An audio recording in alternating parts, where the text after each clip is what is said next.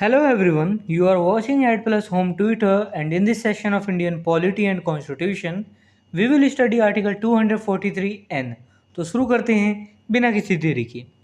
जैसा कि आपको भी पता है, भारतीय संविधान यानी इंडियन कॉन्स्टिट्यूशन को आर्टिकल्स में बांटा गया है और इन्हीं आर्टिकल्स को 22 पार्ट्स के अंतर्गत रखा गया है। इसी 22 पार्ट्स में से 9th पार्ट में द पंचायत के बारे में बताया गया है, जिसके अंतर्गत आर्टिकल 243 से लेकर आर्टिकल 243 ओ तक के सारे आर्टिकल्स आते हैं। यहाँ हम बस आर्टिकल 243 एन पर चर्चा करेंगे। यहाँ मैं पहले कंटेंट को इंग्लिश में रीड करूँगा, फिर उसकी मीनिंग आपको हिंदी में समझाऊंगा ताकि आपको कंसेप्ट ज़्यादा से ज़्यादा समझ आ सके। Article 243 talk about continuance of existing laws and panchayats. Article 243 N में एग्जिस्टिंग लॉज और पंचायतों के जारी रहने की बात की गई है। अब देखिए यहाँ पे पंचायतों के जारी रहने की बात और एग्जिस्टिंग लॉज थोड़ा मतलब समझ में नहीं आया होगा, क्योंकि देखिए पंचायत तो हमेशा से हैं, लेकिन वो जो 1992 का एक्ट आया उसके बाद पंचायतों की थोड़ा डेफिनेशन वगैरह में चेंज हो गया कि पंचायतों का कार्यकाल वगैरह कौन संभालेगा, क्या कार्य होगा, तो वो थोड़ा चेंज हो गया, लेकिन पंचायत तो काफ़ी पहले से था। तो एग्जिस्टिंग जो लॉज हैं पंचायतों के जो 1992 से पहले के हैं, और जो पंचायतों की जो बात कही है पंचायत कैसे जारी रहेंगे, जो उससे 1992 से पहले वाले पंचायत हैं किस तरीके से जारी रहेंगे, उसके बारे में यहाँ पे चर्चा की गई है। Notwithstanding anything in this part, any provision of any law relating to panchayats in force in a state immediately before commencement of the Constitution Act 1992, which is inconsistent with the provisions of this ban,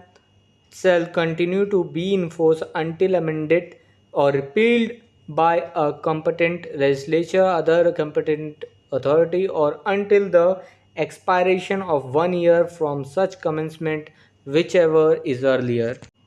इस part यानी part 9 में किसी बात के होते हुए भी 73rd amendment constitution act 1992 के प्रारंभ से ठीक पहले किसी राज्य में लागू पंचायतों से संबंधित किसी कानून का कोई प्रोविज़न जो पार्ट 9 के प्रोविज़न से असंगत है तब तक लागू रहेंगे जब तक उसे सक्षम लेजिस्लेचर या अन्य सक्षम अथॉरिटी द्वारा अमेंड या निरसित नहीं कर दिया जाता है, या ऐसे प्रारंभ से ठीक 1 वर्ष की समाप्ति तक जो भी पहले हो। देखिए कॉन्स्टिट्यूशन एक्ट 1992 से पहले जो पंचायत थे और 1992 के बाद जो पंचायत हैं, अगर उनके प्रोविजंस में कोई असंगत है मतलब चेंज है, क्योंकि 1992 के बाद तो पार्ट 9 आ गया था पंचायत से रिलेटेड, अगर उसमें कोई असंगतता है कि मेल जोल नहीं बैठ रहा है प्रोविजंस का, वो कुछ और कह रहा है पुराना प्रोविजंस पंचायतों का और नया प्रोविजंस कुछ और कह रहा है, तो ऐसे टाइम पर जो है तो क्या किया जाएगा, सक्षम लेजिस्लेचर द्वारा जो है स्टेट के लेजिस्लेचर द्वारा या सक्षम अथॉरिटी द्वारा, किसी यूनियन टेरिटरी में प्रशासक वगैरह होते हैं, कोई भी सक्षम लेजिस्लेचर या अथॉरिटी द्वारा जो है अमेंड कर दिया जाएगा, या फिर उस पंचायत के जो प्रोविजंस को है उसको हटा दिया जाएगा, या फिर 1992 के प्रारंभ के बाद 1 वर्ष तक जो है 1 वर्ष के बाद तक तो वो चलेगा उसका प्रोविज़न पिछले पंचायतों का, और 1 वर्ष के बाद अपने आप ही समाप्त हो जाएगा। तो देखिए 1 वर्ष बाद समाप्त हो जाए पंचायतों का, पुराने पंचायतों का प्रोविजंस, एक तो ये है, और दूसरा ये है कि सक्षम न्याय लेजिस्लेचर और अथॉरिटी द्वारा अमेंड या उसे हटा दिया जाए, तो दोनों में से जो भी पहले कर दिया जाएगा उसे मान लिया जाएगा। Provided that all the panchayats existing immediately before such commencement shall continue till the expiration of their duration unless sooner dissolved by a resolution passed to that effect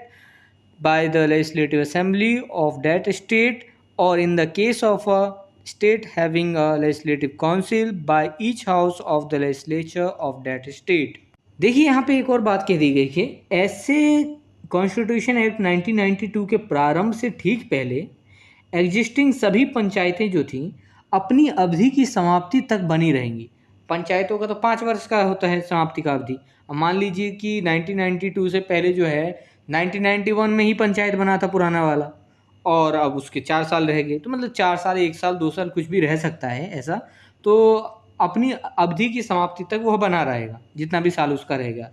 तो जब तक यहाँ पे लिख दिया है, जब तक कि उन्हें उस राज्य की लेजिस्लेटिव असेंबली द्वारा या किसी ऐसे राज्य की दशा में जिसमें लेजिस्लेटिव काउंसिल है,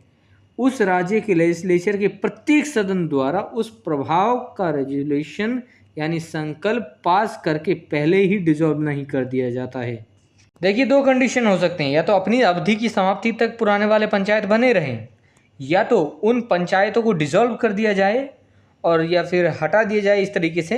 ये रेजोल्यूशन पास करवा के लेजिस्लेटिव काउंसिल द्वारा या लेजिस्लेटिव असेंबली द्वारा।